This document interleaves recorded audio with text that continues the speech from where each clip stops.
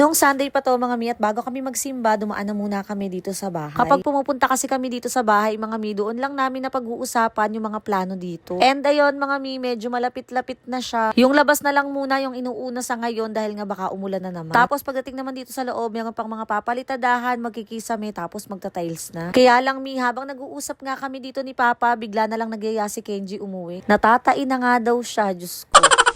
Yun ang maganda dito kay Kenji mga mi, as in potty trained na siya, sa gabi na lang talaga siya nagda-diaper. Tapos mga mi, gumayak na rin kami noon para naman makapagsimba kami. Kaya lang mi, ginabi na nga kami at hindi nga kami umabot. So nagpray na lang kami ng Papa, tapos dumiretso na kami sa San Jose para pumunta ng handyman. At mga mi, tignan nyo naman yung mga kasama namin, puro plakda talaga.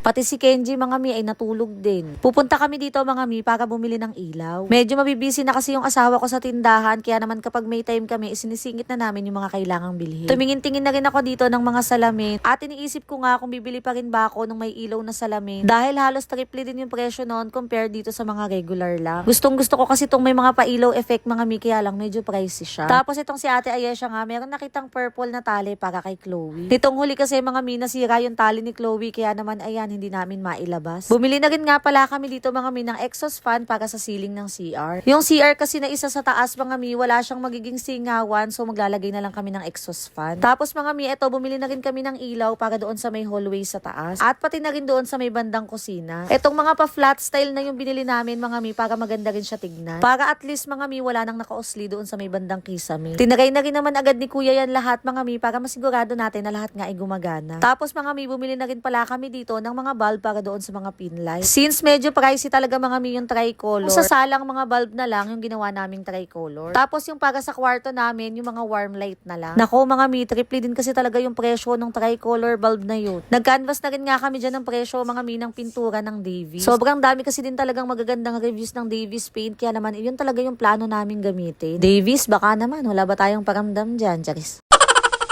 Tumingin-tingin pa nga kami dyan mga mi ng mga presyo ng chandelier, kaya lang mi nakakalula. Charis. O diba ang taray mga mi, yung dating nakabututoy, naghahanap na ng chandelier ngayon.